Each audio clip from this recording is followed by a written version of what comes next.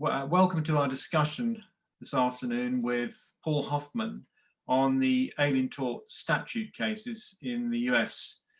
And I'm pleased to say that in addition to people from Lead A, we've got people here from a wide range of organizations, NGOs, academia, and even some from the baddies who represent corporations, I think. And also people from all around the world. So for those of you who got up early this morning, or for whom it's early tomorrow morning, hopefully this will get you off to a good start. So as I said, just before we delve into the subject matter, I need to give you some housekeeping information. Everyone is automatically muted on entry to the webinar. We'll have a question and answer session at the end. I want to allow quite a lot of time for that, because I'm sure people have lots of interesting questions they want to put to Paul. If you've got any questions, then you can use the Q&A button, which is at the bottom of the screen. If you want your questions to be live, then we can also apparently organize that. You need to raise your hand, though, using the button at the bottom of your screen. And if you're using that method, you'll need to unmute yourself and turn on the camera.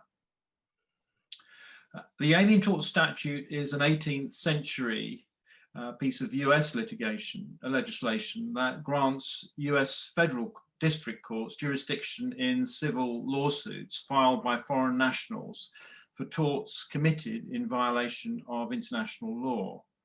It wasn't used that much for a couple of hundred years, but had a bit of a revival in the 1980s. And over the past 20 years, there have been around 180 lawsuits against corporations under this Alien Tort Statute, which relate to alleged human rights abuses in many countries. Until 2013, the ATS was perhaps widely viewed internationally as providing the best route to securing legal accountability of multinationals for human rights violations in developing countries. But things suffered a significant setback in 2013 with the US Supreme Court decision in the Kiobel case, which raised a question mark over the applicability of the ATS to torts committed overseas and to the liability of corporations under the ATS. And a subsequent court decision since then seemed to have limited the use of the ATS still further, although there have been decisions that have gone the other way. Paul Hoffman is a partner at Schoenbrunn, D. Simone, Seplow, Harris and Hoffman in California. Paul is a world-renowned and revered human rights lawyer, as I'm sure many of you will know. He's on the board of a number of international NGOs, including Amnesty International, and has a variety of teaching roles, including UCLA, Stanford, George Washington, and Oxford universities.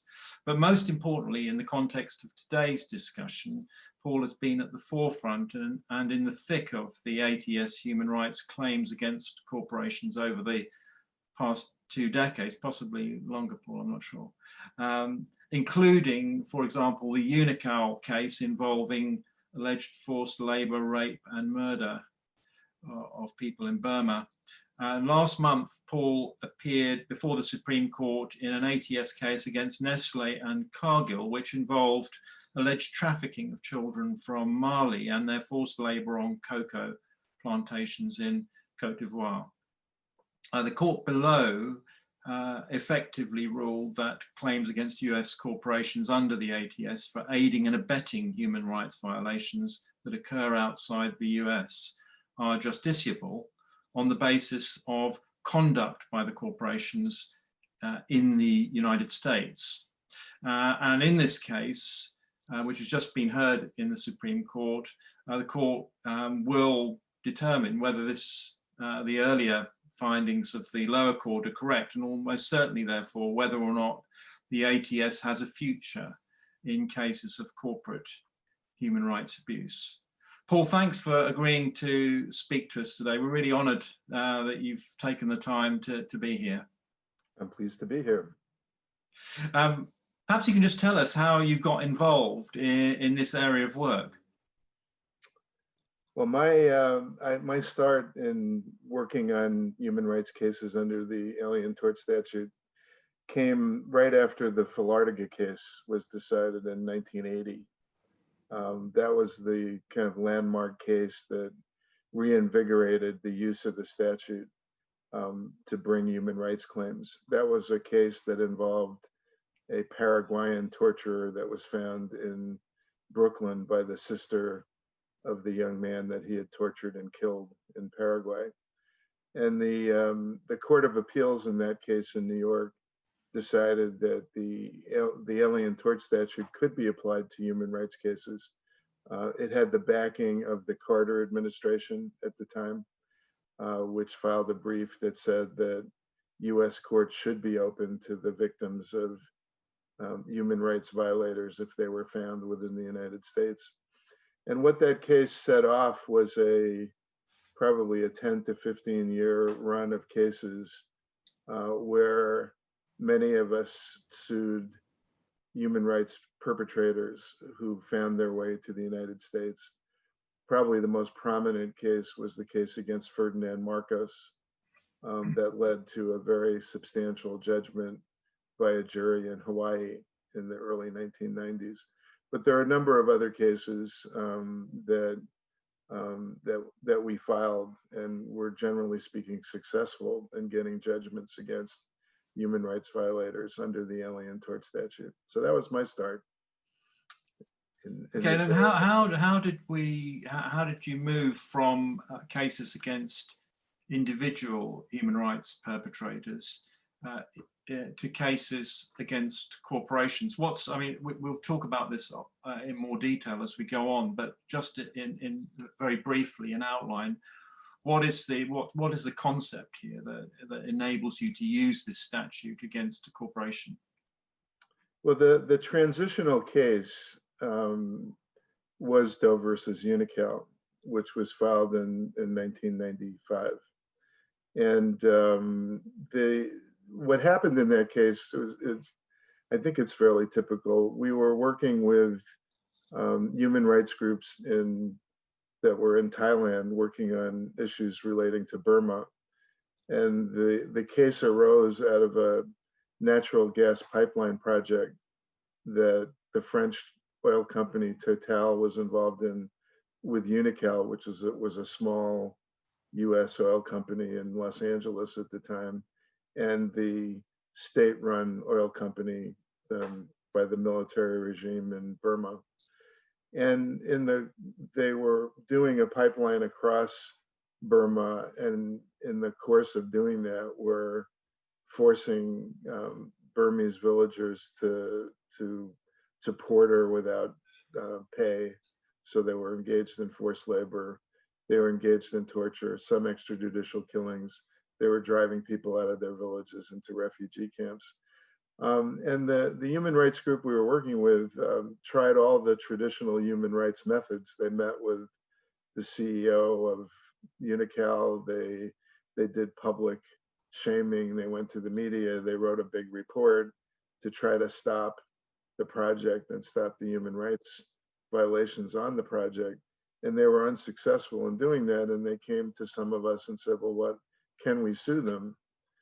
And that was at a time, I think, when many in the international law community were thinking about whether international law applied directly to non-state actors, not just in this context, but in the context of domestic violence and challenging the sort of state-centric view of international law. And it was clear that the corporations had the power in that situation to prevent the human rights violations, and they were complicit in them in the way they went about it. They were assisting the military in committing the violations that were there to basically to build their pipeline. So we decided to sue them, and that was the first big case relating to corporations, and we discovered lots of issues that we had to confront in trying to hold Unical accountable, plus a lot of practical issues about how you litigated a case for people who, if the companies or the military found out who they were, might kill them and their family members. So that was the first example, I think. And then once that was filed and was at least reasonably successful, a lot of others decided to bring cases. I think the other issue, Paul, I can certainly identify with that sentiment back in those days. The resistance that there was to linking corporations and human rights, which is obviously very different now. I mean, to what extent was the primary motivation for bringing these cases the inability of people to obtain access to justice in their local courts? Well, I think that is usually a given, right? I mean, there was no other forum in which the villagers could get justice, none whatsoever. So it was the U.S. courts or nothing. And I think that's been true in most of the cases that have been brought, perhaps not all of them, but most of them, I think, arise out of the fact that there weren't any other fora in order to do that. Now that's somewhat changing, right? I mean, I think that European courts are more open to these kinds of cases. I think one of the things that we're pleased about, I think, is that the work that we did over the years, I think, inspired and encouraged others to work on it, which is the way it ought to be. I mean, there ought to be mechanisms for accountability in every society, and that's the goal, I think. I agree with that. I mean, but I mean, there would still be a rationale, even if people could get access to justice locally, for holding a corporation to account in its home base, I guess.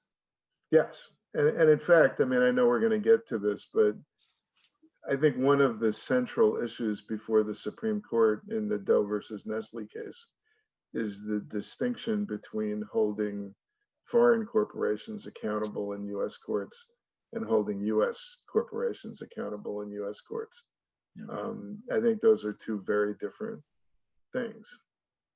Now, just tell me another thing that is important is why go down this route rather than the more conventional tort route, as was adopted in the Bhopal litigation in the mid-1980s and later in the Chevron Ecuador case? Well, I mean, I think that there are some cases where tort claims have been made, including some of the ATS cases. And for example, in Doe versus Exxon, which has to do with Exxon's complicity in violations in Aceh, Indonesia, the Alien Tort Statute claims have been dismissed, and we're proceeding against Exxon under Indonesian law, under tort claims. And the same is true in Doe versus Chiquita, which has to do with alleged mass murder or the Chiquita's complicity in mass murder in Colombia. Again, the ATS claims were dismissed in both cases because of the Kiobel case that you mentioned before. And the remaining claims are claims under foreign law, foreign tort law. And it is true in US courts that we inherited the transitory tort doctrine from Lord Mansfield and the British common law. And so torts follow the tortfeasor. And if you can find the tortfeasor in the United States, we can bring those claims. And I think you'll probably see more of that. I think the reason why it didn't happen in the beginning is that, for one, when you see widespread torture and executions and forced labor, calling them torts doesn't quite capture the gravity of what's going on. And I think that's important. And then there are some procedural issues. I think that it was perceived that it would probably be less likely that cases would be sent back under forum nonconvenience doctrines than they would if they were tort claims. You were stuck with, the intricacies of foreign law that were not well known to US judges. And it seemed like an opportunity to develop accountability under international standards in US courts, which was an important point for many of us. We wanted US courts to be responsive to international law and US international law obligations. There are some statute of limitations issues. Under the Alien Tort Statute, there's a 10-year statute of limitations, whereas under some foreign law, it's a little unclear and it may be shorter than that. So by the time we got cases, it might not be possible to bring the cases, or there might be other complications in foreign law that made it more likely to be successful under the Alien Tort Statute. So there are a lot of traditional sort of litigation decisions that went into whether you would bring a case under the Alien Tort Statute or under foreign law, or under both.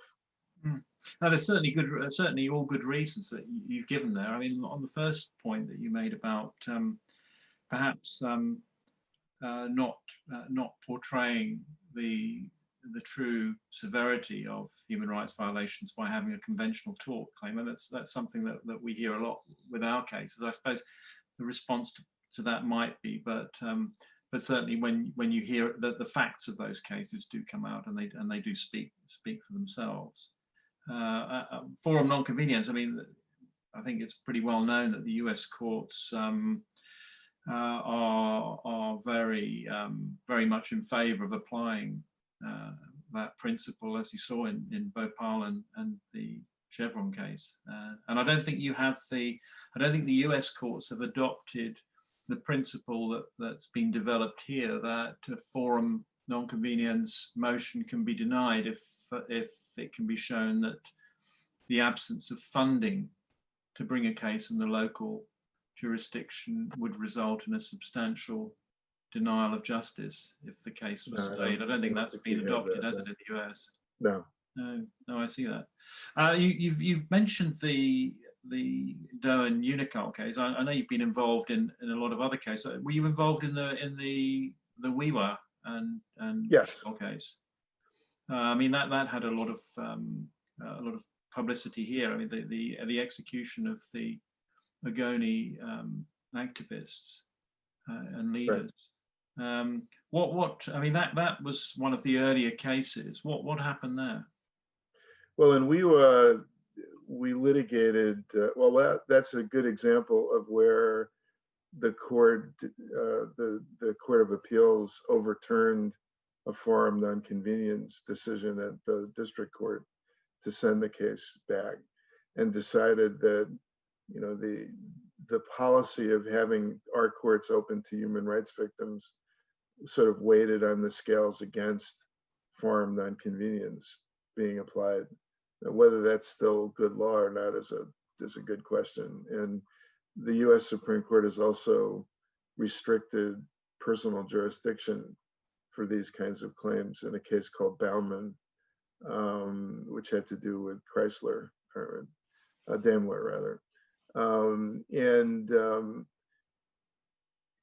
Sorry, I lost my. So what happened in Weewa was we were about to go to trial in Weewa in June of 2009, and we wound up settling the case on behalf of our clients. And then another set of clients were the Kiobel plaintiffs, who were really raising very similar claims to Weewa, and that's what ultimately came out in the Supreme Court decision in 2013. I think some of the depositions, or at least one of them from the Shell directors in the Weewa case, were taken in our office all those years ago, and I think that the Shell directors were not very impressed with the quality of our office. Well, you should see the offices of their lawyers in New York. When we were doing settlement conversations, they had They had pretty nice offices. I might prefer going to There's a defendant's office. Kiobel case. The Kiobel plaintiffs are pursuing justice in the Dutch courts, Yeah. and there's ongoing litigation there. So that's an interesting development. I mean, the fact that our courts did not accept jurisdiction didn't mean that they were without means now, and I think that's a very important development. Yeah. Yeah. Right. Yeah. Can we just talk about some of the some of the basic general features of these cases, just so that we can get a kind of a good background? I mean, most of these cases are, I mean, they will be against certainly the US parent company of the multinational, but also against the foreign subsidiaries, or not always. Well, I mean, in the beginning, they were against the parent corporations and all of the subsidiaries. And for example, in Doe versus Unical, the suit was against the parent corporation, which was based in Los Angeles, but there was a string of subsidiaries, some of whom were intermediate subsidiaries in Bermuda or the Cayman Islands, and there was a subsidiary in Burma, and all of the rest. And ultimately, we litigated the issue of corporate structure in that case quite a bit. Ultimately, we were, right before we settled the case, we got a ruling from a California state court that we could proceed to trial on an agency theory, that the parent controlled the activities of all the subsidiaries down the line. And we took a lot of depositions of corporate officials about the degree of control that the parent exerted over all the subsidiaries. And so I think agency is a big issue in these cases going down the chain. Now, there's another Supreme Court case that we should mention, which is the Jessner case, which came out a couple of years ago. I think it's probably 3 years ago now, 2017, where the Supreme Court decided that the Alien Tort Statute could not be used to sue foreign corporations just as a categorical rule. And so you can't sue foreign subsidiaries under the Alien Tort Statute. So in Doe versus Nestle, for example, we had sued some foreign subsidiaries and were required to dismiss our cases against them. Yeah. And in the oral argument, Justice Barrett asked whether the relationship between Nestle USA and Nestle, the parent company in Switzerland, might raise Jessner-related issues, and they may. I mean, that's an open issue: is what happens when there's a foreign parent and a domestic subsidiary in the United States that's calling the shots, and that may be an issue that gets resolved in Doe versus Nestle, either by the Supreme Court or in further proceedings. And in terms of the theory of liability as against the parent company, I mean, you'll know that in our cases in the UK, we've essentially approached this on the basis of a direct duty of care owed by the parent company for its own acts and omissions, and having to demonstrate a certain role or degree of control in the functions, whatever it was, the activities that gave rise to the violations. Is that similar here, or do I sense that really you're looking more at agency and lifting the corporate veil? Well, we did litigate the issue of piercing the corporate veil in Doe versus Unical, and we actually were unsuccessful in doing that. And it seems like agency theories would be more appropriate. But there hasn't been a lot of litigation about tort theories of liability, because, I mean, other than the issues that have come up in the Alien Tort Statute cases, which tend to focus on issues like aiding and abetting more than agency. I think that in the future, to the extent that cases are brought based on common law theories or foreign law theories, we're going to get into more of those issues. And we're going to have to define duties of care and how tort remedies apply in the context of parents and subsidiaries and agency theories and the like. We are litigating those theories in Doe versus Exxon and Doe versus Chiquita, under foreign law. Now, most of these cases are brought as class actions, opt-out class actions. Is that right? Where you've got one or a few representatives on behalf of a large class. Well, it's more complicated than that a little bit. A lot of them are brought as class actions. For example, Doe versus Nestle is brought as a class action. But the only class action that's been certified in ATS litigation that I'm aware of is the Marcos case. I think it's possible that the Karadzic case was certified as a class after the default. But generally speaking, class certification has either not been sought ultimately or has been denied. And so the cases have not really proceeded in the class methodology. And what has happened, I think, and this is true at least in Doe versus Unical and WEWA, the two biggest settlements probably, the plaintiffs have brought the claims as individuals, but with an understanding that they're representing the community. And so in each settlement, funds were put aside for foundations that were using settlement funds to get benefits to a larger community, which would be similar to a class action, but it's really more of an informal class action. And the plaintiffs have all understood that they were bringing the case in, at least in some respects, in a representative capacity for the community. And in talking to plaintiffs and signing up plaintiffs, I think we've taken care in making sure that there were plaintiffs that had a broader sense of their responsibilities to the community in litigating these cases. And in settling cases, defendants don't want to, I mean, how do they, they usually want some kind of finality, don't they? Well, it's interesting in both. I'm a little bit limited in what I can say about the Unical settlement because of confidentiality orders, which always seem to happen in these cases. But in both of those cases, the defendants were not interested in a settlement class. They were prepared to take the risk of not having the settlement apply to others. Right. That came up in settlement talks, whether a settlement class would provide them with the finality that they wanted, and in neither case were they interested in that. And now most of these cases have an unnamed representative, Doe. Right. Is that that kind of anonymity is easy to obtain, is it, in the US? I mean, obviously it's important for claimants.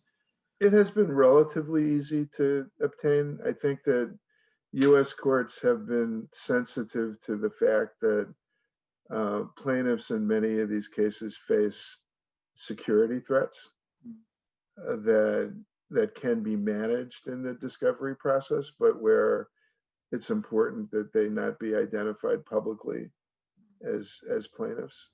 And so many of the cases have proceeded with Doe plaintiffs. And we have notified to the defendants. I mean, they obviously need to know, but on the basis that it won't be disclosed any further. Right. And in fact, we had very intricate negotiations with the defendants in Unical about who got to know who the plaintiffs were, whether that information could be shared with the military, how they would go about investigating the circumstances of the events so as not to put people at risk. And I would have to say that the defendants in Unical were, there were tough negotiations, but I think they were sensitive to the realities on the ground as well. And have you managed to get to discovery in any of these cases or many of these cases? Because that's obviously a big attraction with US litigation, is the extent Not of enough of discovery. them. Yeah. We haven't in Doe versus Nestle. We keep getting, the district court keeps dismissing our case. The Court of Appeals keeps overturning the dismissals. And now we're on the Supreme Court. So we haven't had any discovery in 15 years in that case. On the other hand, we've had significant discovery in the Chiquita case that's ongoing. We had significant discovery in Unical. In fact, we had completed discovery and we're preparing for trial. Same thing in WeWa, there was substantial discovery. In Kiobel, there was substantial discovery. So in a number of the cases, we've had, the usual forms of discovery with the usual forms of discovery disputes and questions of confidentiality and questions of privilege, the whole business. I mean, that's such an important bonus, isn't it, of US litigation? I mean, we have pretty good discovery in the UK, but not, I don't think, to the extent that that's possible in the US. And I know people in other European countries are very envious because discovery in other European countries is extremely limited, which makes it very, very difficult to identify exactly what was going on within a multinational group. Right. No, it's very difficult.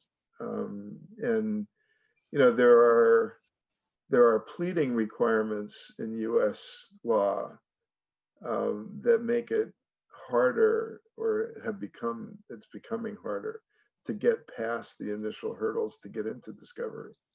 The Iqbal case and Twombly require you to plead facts that show there's a plausible basis for your claim, and that gives the district courts in the US system a substantial amount of discretion in preventing you from getting into discovery. But once you get into discovery, generally speaking, I think you get full discovery supervised by the district courts and magistrates. And I think that's when you really find out what's going on within the corporation, because otherwise it's pretty hard to get that information. I mean, how do you fund? I mean, these types of cases, which are prolonged, very hard fought, and if you get into discovery, it's resource intensive and expensive. I mean, who represents the victims in these cases, and how are they funded? Well, they've been funded in a variety of ways. In the beginning, I think there were a lot of plaintiffs' class action firms that got involved in these cases, particularly the apartheid cases and Talisman and others. There are a number of class action firms, some of whom got substantial settlements in the Holocaust cases, and used some of that money to set up human rights shops within their law firms, like Cohn Milstein in Washington has a partner and an associate that work on human rights cases, and the firm funds their activities. And so, for example, in Doe versus Exxon, they're involved in that.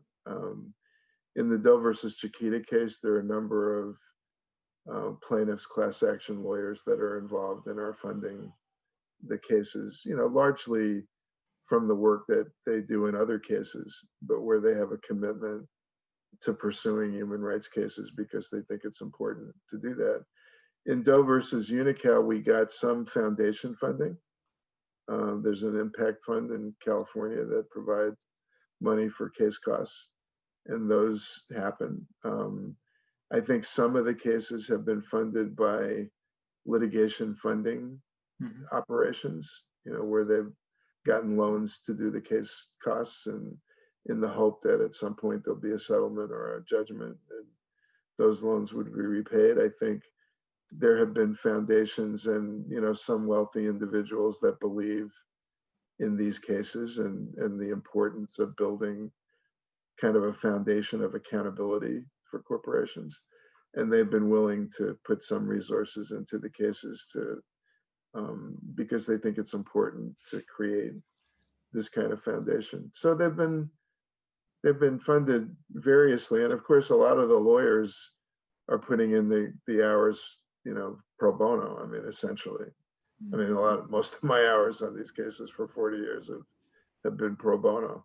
Not always, but it's certainly, I'm not doing it because this is how I can make a lot of money. Yeah. You mentioned the apartheid reparations case, the Kulamani case. I think you were involved in that one, weren't you? I was, yeah. Well, I mean, that was a case where the South African government put in representations opposing the bringing of the case in the US, I think on the grounds that this was a uniquely South African issue, and you can sort of see that, can't you? Really, that it was a matter, provided people could get access to justice, that should be dealt with there. Yeah, there was, I think, what the South African government initially was concerned about is that there were many corporations that were sued in that case initially, so several dozen, including South African corporations. And I think the South African government was very concerned about US courts sitting in judgment against South African corporations and some foreign corporations too, in that context. As soon as the South African corporations were dropped and the case was narrowed to US corporations, the South African government submitted another brief withdrawing its objections. Now, we wound up being dismissed because of Kioval, because of extraterritoriality in that case, ultimately. But in terms of the South African government's interest, their main interest was that their corporations not be evaluated in a US court, and that was something for their system. It's interesting, in our PLC case many years ago, the South African government intervened in favor of our cases being litigated in England, but of course that was against an English company, against an English parent company. Yeah, well, I think the South African government came in and said, we have no problem if you want to hold your own corporations accountable. That's fine. And it still irks me that the courts dismissed the cases against the US defendants in that case. But can we talk about Kioval, because sure. That was clearly a landmark decision in 2013. So what was decided there that was so important? Well, initially, we had lost Kioval in the Court of Appeals on the issue of corporate liability. There was a hotly contested 2-to-1 decision where the Second Circuit decided that you couldn't sue corporations under the Alien Tort Statute. And the Supreme Court initially took the case to decide that question.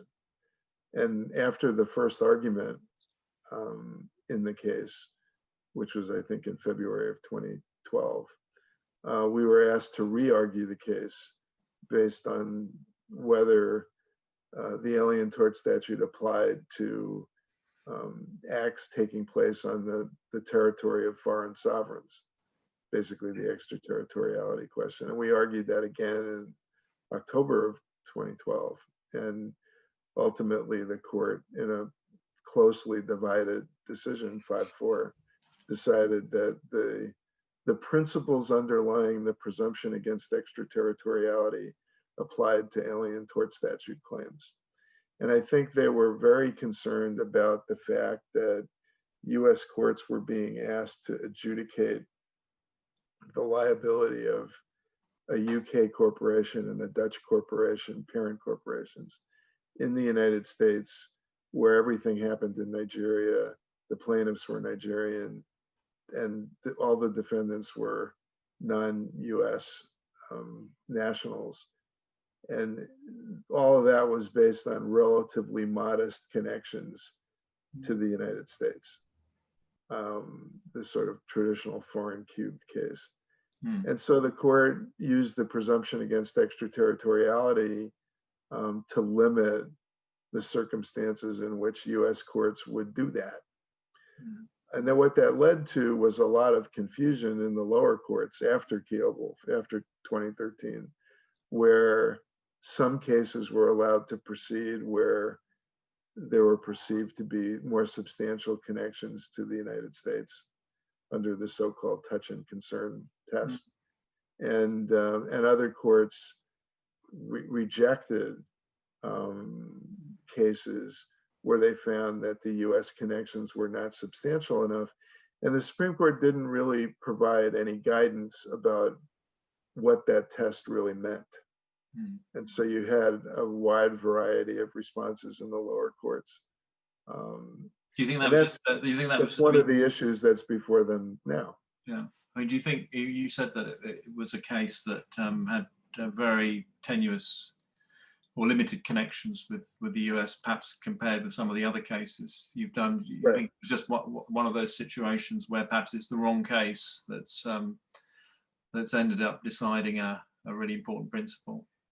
Right. Well, I think that in fairness to all of us, in Florida, the US government said US courts should be available to the victims of human rights violations. And we were basically trying to apply that principle to a corporation that had extensive ties to the United States generally, right? I mean, there are Shell gas stations everywhere in the country, right? In fact, our clients, many of whom wound up coming to the United States, based on political asylum or otherwise, one of the things they would say to us is, why can't we sue Shell here? We see Shell gas stations everywhere we go.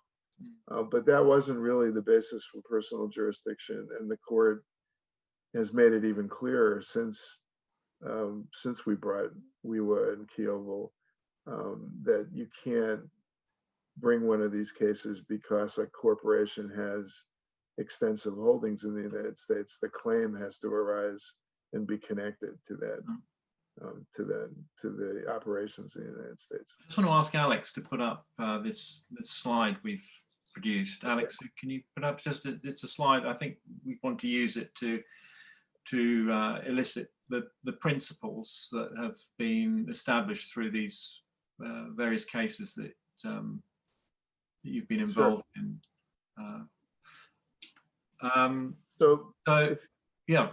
If you want me to go through them. Yeah. The first one, the Sosa versus Alvarez Machine case in 2004, which was the first case the Supreme Court decided, created the framework in which you could consider whether a particular human rights violation was covered by the Alien Tort Statute. And it created what most of us refer to as the historical paradigm test, which is that the norm that you're trying to assert has to have the same degree of universality, specificity, and acceptance as the norms that Blackstone wrote about in the commentaries, things like attacks on ambassadors, piracy, things like that. And so the Alien Tort Statute is understood to apply to the most well-established norms, things like torture, disappearance, extrajudicial killing, crimes against humanity, war crime, at least certain war crimes, forced labor, slavery, that kind of thing, and not to norms that are contested. For example, things like freedom of expression would not really matter. Environmental cases have generally not been successful. There have been various attempts to do that, and so far they have all been unsuccessful. They were unsuccessful prior to Sosa. So the Alien Tort Statute has not really been a vehicle to deal with environmental harm, although there have been environmental cases. I mean, you mentioned the Chevron case. There have been other cases where US courts have been open to claims about extraterritorial environmental harm based on more traditional tort principles. So those cases, the environmental cases and cases, for instance, involving occupational injury or disease wouldn't really fit the alien tort mold. They would have to be brought on a more conventional basis in the US. Right. Now, the one potential exception to that is there's a case against Pfizer out of Nigeria where the Alien Tort Statute was used where people were subjected to tests without informed consent. And that was tied back really to Nuremberg principles. So there was a heavy human rights component to the claim there, but it obviously was a somewhat untraditional case and a successful case. It wasn't a product liability case. Right. No. Now the second question.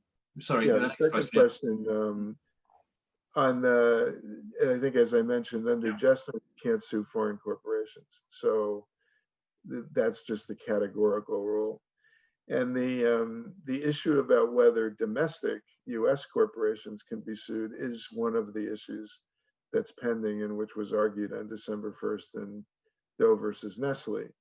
So the court's going to have to decide that. Now, the state of play in the lower courts is that only the Second Circuit in New York has found that corporations cannot be sued under the Alien Tort Statute.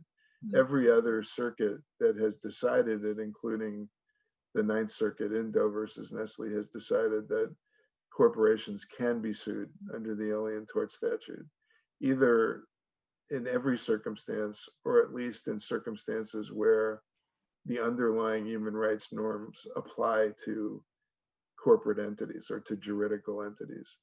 And that probably covers all of them, frankly.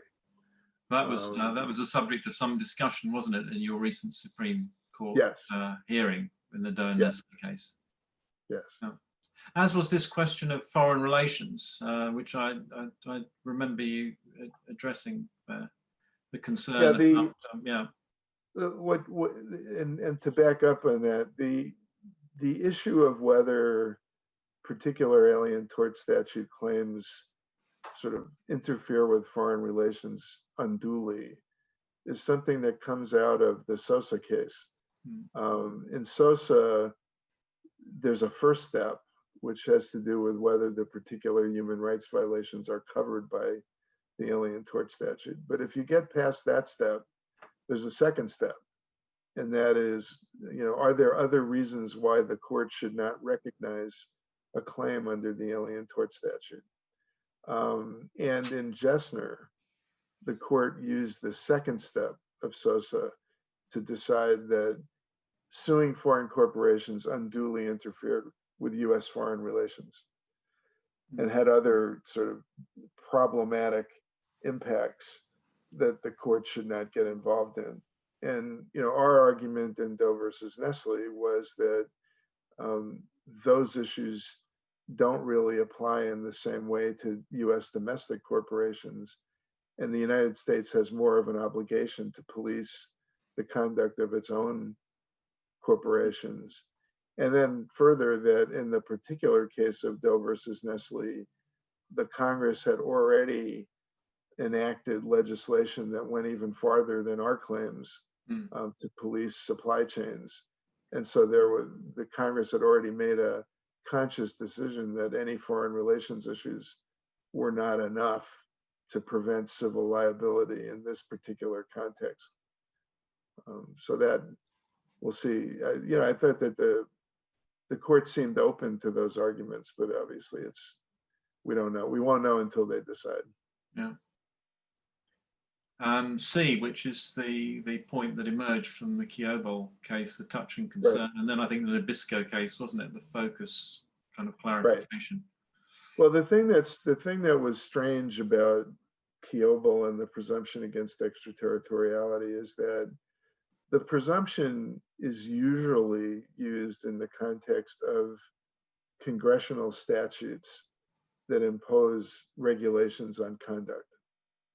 Congress passes a statute that provides for, prohibitions on employment discrimination or fair wages or anything like that.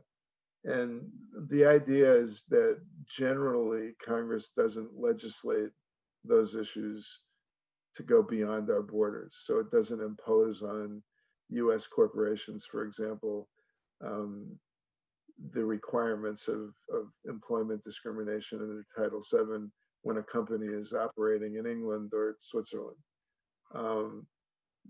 Usually it doesn't apply to a statute like the Alien Tort Statute, which is at its heart a jurisdictional statute and applies international law rather than US statutory law.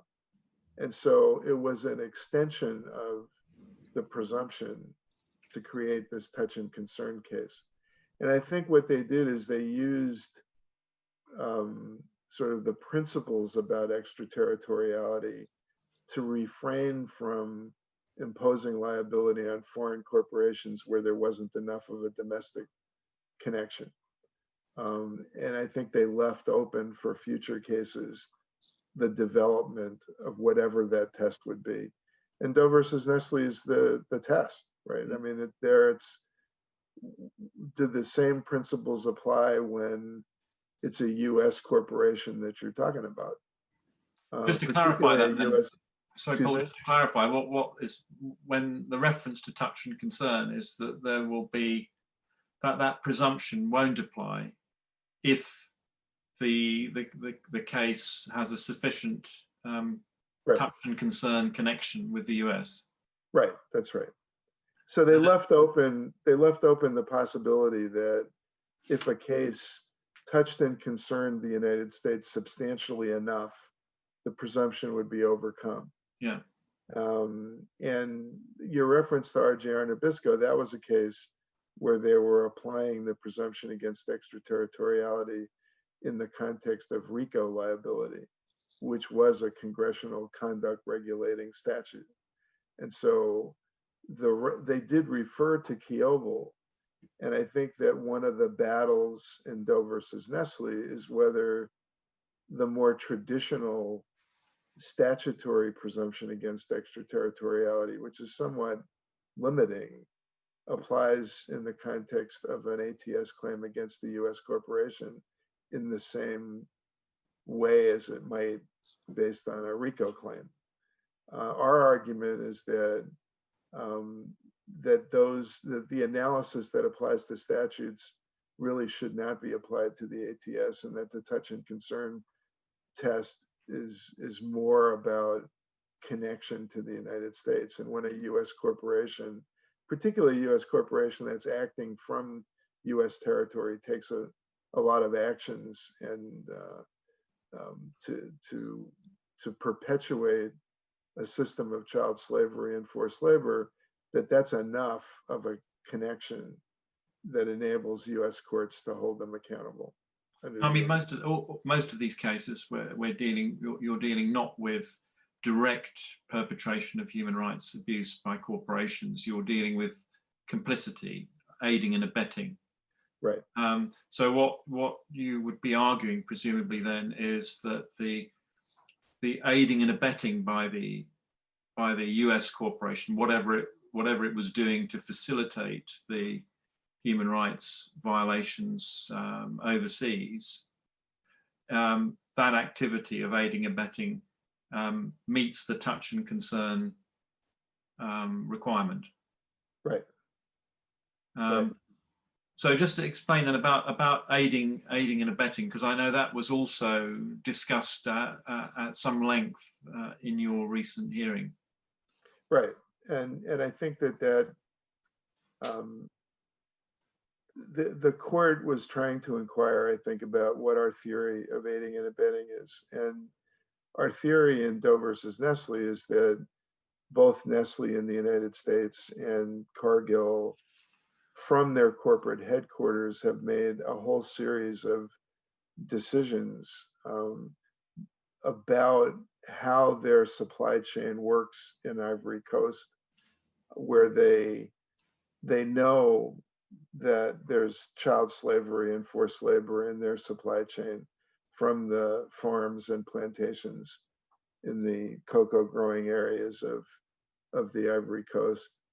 And yet they get into long-term contracts, they provide financing, they provide equipment. They're deeply involved in every aspect of the supply chain, knowing that a lot of their cocoa beans that they get at a lower price, that they get them because they're produced by child slaves and children that are forced into forced labor. And our particular plaintiffs are Malian kids that were trafficked into the Ivory Coast. And there's a lot of trafficking from Mali and other neighboring countries into the cocoa fields. So the idea is that with knowledge that that basically their supply chain is based on this, that's how they're getting their lower prices, that they have done a whole variety of things to make sure that that supply chain continues to produce cheap cocoa beans for their products.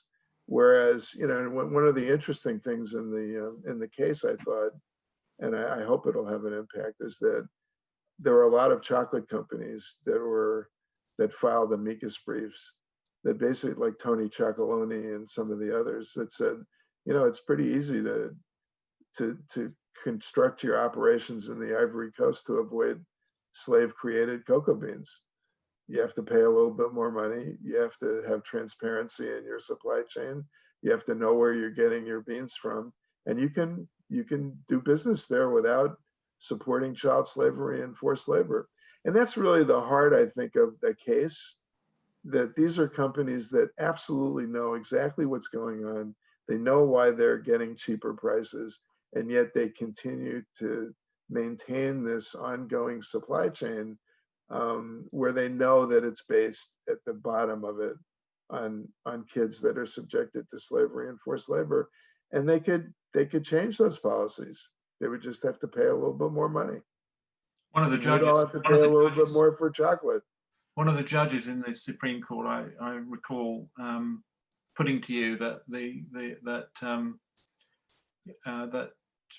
that your case would potentially lead to liability being imposed on a company which knew that slave labor was being used in its supply chain, but had no role in it. But what you are describing here is something much more extensive than just passive knowledge. Right. You know, and I think that's you know, one of the questions, right, is are you liable just for buying things that you know are produced in that way? And I think that's probably taking liability farther than any court would accept. I mean, maybe morally you shouldn't be doing it, but whether legally you're responsible is another thing. But our argument is that these companies are much more deeply involved in maintaining the system. And that if they were not as deeply involved in maintaining the system, they could easily end child slavery. No. And I think that's going to be an issue before the court, you know, what theories of complicity will the court accept as being viable under the Alien Tort Statute? Where are they going to draw the line? And I think, you know, there's a lot of legal precedent, certainly starting with Nuremberg, about, you know, the circumstances in which you can be complicit in serious human rights violations. And I think one of our arguments is that when you're talking about a system of child slavery, particularly given the gruesome allegations that our clients, you know, about what they were subjected to in the farms in Ivory Coast, you know, you probably want to have a pretty extensive idea about what aiding and abetting should be to prevent that.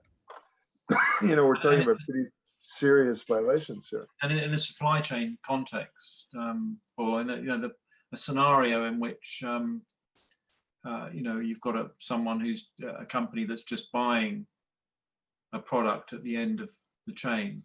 Right. It's very different from one where you've got a company which, because of its power, has virtual control over what happens within that supply chain. I think that's something that we can also identify. Sorry. Yeah, that's the distinction that we've made, I think, in our case, right? We're not talking about just the passive buyer. No. And I don't think that certainly I don't think this Supreme Court would accept a passive buyer theory, and maybe no court would accept a passive buyer theory. But I think when a company is so deeply involved as we have alleged that these companies are, and I think that we can prove that, I think that's different.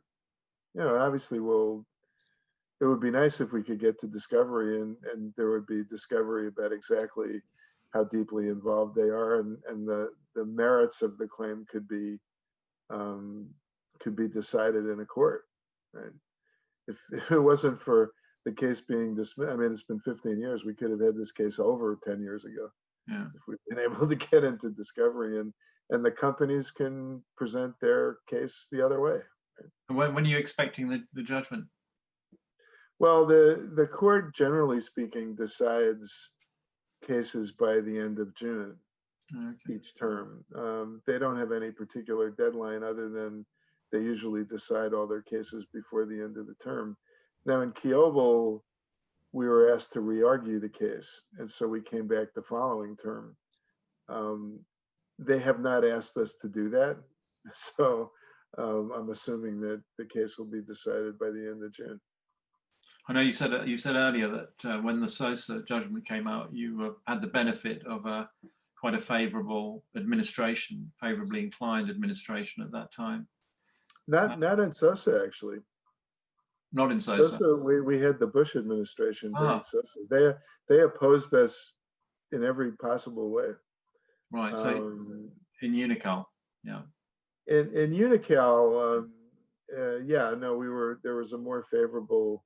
The Republicans and Democrats seem to have very different ideas about the Alien Tort Statute. I mean, it's been part of the ideological battle about the role of courts, right? And I think the Republican administrations have, generally speaking, argued against the Alien Tort Statute almost in every way. And I know that one of the interesting things about Doe versus Nestle is, at least on the corporations issue, is that both the Obama administration and the beginning of the Trump administration filed briefs arguing for corporate liability. And the administration changed its position and came in and argued against corporate liability in Doe versus Nestle. But interestingly enough, the person representing the lawyer representing the United States conceded in the argument that there were no foreign relations issues relating to this case, which I thought was an amazing concession. I mean, it's true, but they got up and said, there's no particular reason why this case shouldn't go forward on that basis. But I think it's very helpful to us. I suppose the new composition of the court won't make any difference. You don't have to answer that, Paul. I don't know. Who knows? One of the things that I thought was we were all encouraged by is that all of the members of the court gave the lawyer for the corporations, Neil Katyal, a pretty hard time. I think they were openly skeptical of the breadth of the corporation's position, to prevent liability. And I think they were troubled by the idea that a U.S. corporation deeply involved in child slavery in the Ivory Coast could not be held accountable in U.S. courts. Now, you never know whether that translates into a decision in our favor, but I think we were very encouraged by the fact that they thought that. And the other thing that we were encouraged by is that the other side put a lot of stock in cases like RJR Nabisco and the presumption against extraterritoriality and taking a very narrow view of it. And none of the justices seem to be particularly interested in that. They all seem to be interested in, why can't U.S. corporations be held accountable when they do bad things outside the United States? And they were more focused on, well, what are the circumstances in which you can hold U.S. corporations accountable, not whether you can hold them accountable at all, which I was encouraged by, and And there you were know, quite a lot of, you had quite a lot of amicus briefs that were filed. yes. And it was interesting that the judges seemed interested in some of those.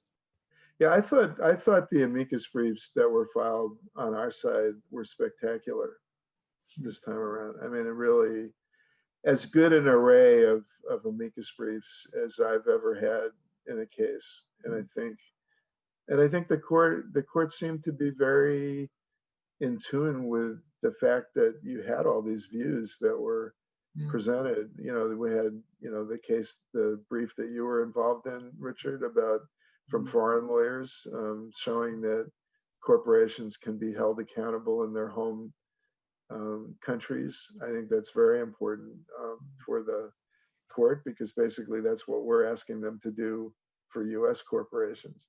And there were the historians came up with, you know, opinions by Thomas Jefferson and Edmund Randolph, our first Secretary of State and Attorney General, on the idea that the Alien Tort Statute could be used for, you know, when U.S. citizens commit violations outside the United States. I mean, it's pretty amazing that after all these years, there was a new historical find on that. But it's pretty hard to argue against Thomas Jefferson. You know, it's one thing to argue against Paul Hoffman, but Thomas Jefferson's got a little weight in our system. I think we need to move on to questions. Okay. Alex, can you take the slide down? I don't know whether we've got, I can see one question on the Q&A, which is from Flaviano Blancini. It's not clear to me if under the Alien Tort Statute, we can sue a subsidiary of an American company operating abroad, like, for example, a Liberian company owned 100% by an American one. What, sue them where? Well, I think he means whether you can bring a claim under the Alien Tort Statute in the US against the subsidiary of the Liberian wholly owned subsidiary of an American company. I think from what you said, you can't sue a foreign corporation. Well, under Gessner, you can't do that. I guess the question is, could you sue the foreign parent if they exerted control over the foreign subsidiary? And I think that that's an open question. You know, the US parent, you mean, or the foreign you parent? would be holding, if it's a US company that has a 100% owned foreign subsidiary in Liberia, that's maybe I'm misunderstanding it, but if there's a US corporation that exerts control over a foreign subsidiary, you might not be able to sue the foreign company in the US courts, but you might be able to sue the US corporation for its control over its foreign subsidiary. Okay, great. And in fact, I mean, that's part of the theory of against Cargill. Yeah. Cargill has foreign subsidiaries operating in Ivory Coast, but we're suing Cargill because they're in control of the whole thing. Yeah. I think we've got a question from Martin Day. Can we, remember. we get him on the screen? Alex, is he? Martin, are you there? There's Martin. Hi, Martin. Paul, how nice to see you, mate. How are you doing? Good. Good to see you. But thank you very much indeed. It's been really fascinating listening to you. It's quite a decent format as well. So many thanks for joining us. The question I had was that if things go badly with the Alien Tort decision of the Supreme Court, I mean, we've always in this country pursued cases through the ordinary, well, we obviously got no alien tort, and one can understand why you've always gone down that route, but we obviously haven't got that benefit here. But we've always kind of gone through the route more of the normal duty of care, breach of that sort of discussion, and we've got the Vedanta case. Thank you very much, love.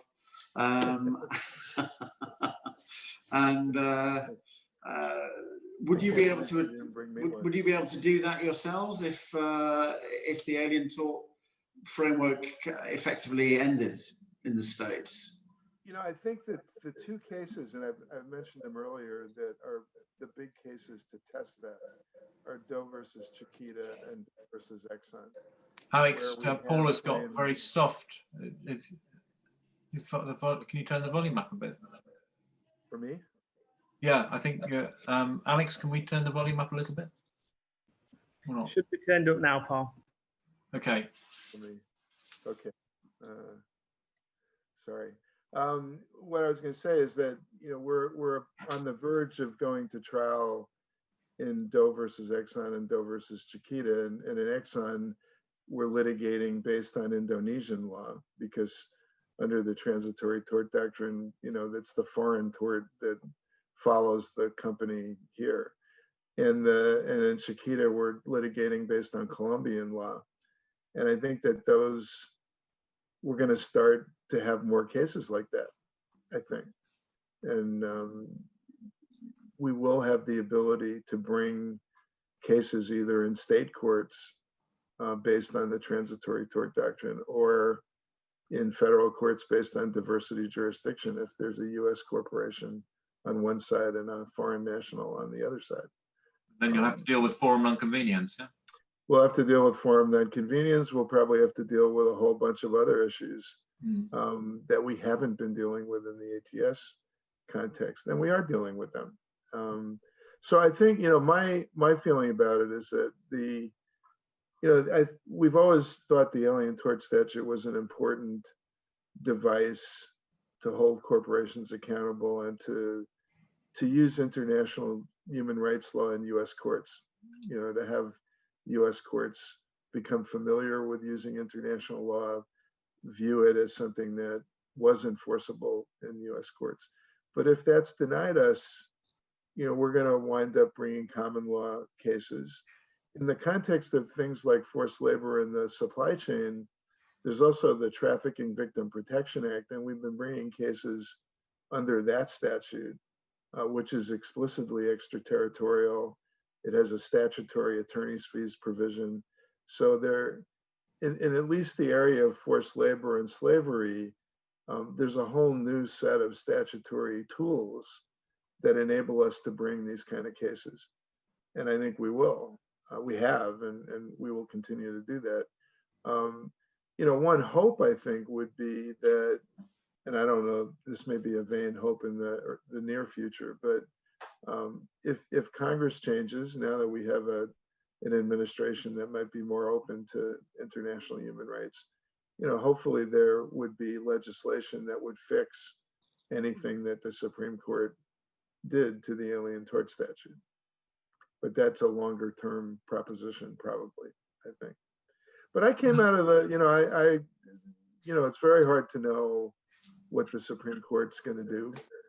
And certainly based on an argument, it's very hard to know what they're going to do. But I came out of the argument much more encouraged than I went into it. I really thought that a lot of the conservative judges, you know, they didn't seem to have an appetite to say that you could never hold U.S. corporations accountable in this way. You didn't face the hostility that we sometimes have, I must say. No, you know, they're only Justice Alito. Justice Alito was mean, but you know, apart from Justice Alito, they asked good questions. They seemed to understand what our positions were. They seemed skeptical of the broadest propositions that the other side did. So we might live to litigate another day under the Alien Tort Statute. There was a fantastic decision from the Canadian Supreme Court in the Nexum case. And, you know, I think that helps. You know, I think that one of the things the Supreme Court has been worried about is whether, and I think Chief Justice Roberts wrote this in Kioval, or maybe it was Jessner, said, you know, we don't want the U.S. courts to be uniquely hospitable to international claims. And I think the fact that the Canadian Supreme Court just came down with Nexum, that there are other cases that are pending in Europe, has helped to get them to understand that it's not uniquely hospitable, that in fact, it's part of what you should be doing, at least with respect to US corporations. So, well, it's a good idea of yours to put in all that material. I remember you suggesting that. So no, it's really very, very helpful. I mean, and you know, it's really nice to see the solidarity that everybody had to come together to try to save the statute. Yeah, excellent. We've got a few more questions here. First, from Catherine Kasedjian. What is control? How much do we have to prove? Well, that's a good question. Yeah. I mean, in Unical, we had a lot of evidence based on deposition testimony that the corporate headquarters in Los Angeles controlled all the shots, made all the decisions on money. All the money came back to Los Angeles. There was no real discretion to act separately from the parent in the subsidiary that was actually doing the work down on the ground. And so, we thought we had a very strong agency case that they were the ones that were controlling everything. Now, control, like a lot of other legal concepts, there's a continuum, right? And so if you have a situation where the parent said, do this project and we're not going to do anything, just send us our share of the money, but do whatever you need to do to make it happen. Well, then maybe it's not controlled from the parent. It could be that the subsidiary's got plenty of autonomy to do what needs to be done. But my experience, at least in a lot of these cases, is that there's a lot of control from the central headquarters about what happens. Not only just ordinary reporting, but they send people down. All the key decisions are made at the headquarters. But the only way you ever find that out is you get into discovery and you get the minutes of board meetings and you take the depositions of the leaders and the like, and you get a sense of how much control they exert. So I don't have a good answer to that, other than to the extent that you can show that the headquarters really does control all the important things, or most of them, you got a pretty good chance of showing agency. To the extent that they have provided discretion down the line, then you have a tougher case, I think. I suppose what it boils down to is having a role and a degree of influence, which has brought about which can be said to have brought about the harm, or which you could have exerted to prevent it from happening. Right, and I think that the defendants in Doe versus Nestle and Cargill say, oh well, all we really did is we've got these operations out there, we get reports, it's just ordinary corporate supervision, and that's not control. Yeah. And our position is, well, no, that's not what happens. Cargill and Nestle, they control everything.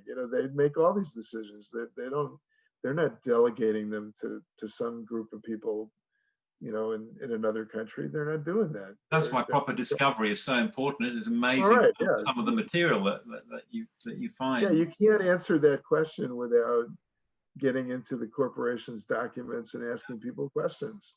Right? You just can't do it.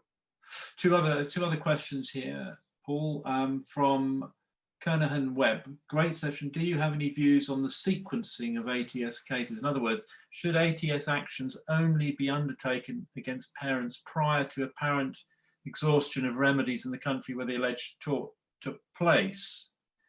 Also, more generally, retorts of negligence, not just ATS. Okay, yeah. So, I mean, the question is whether the claims should be brought locally, or that possibility should be exhausted or explored before embarking on ATS or home state cases.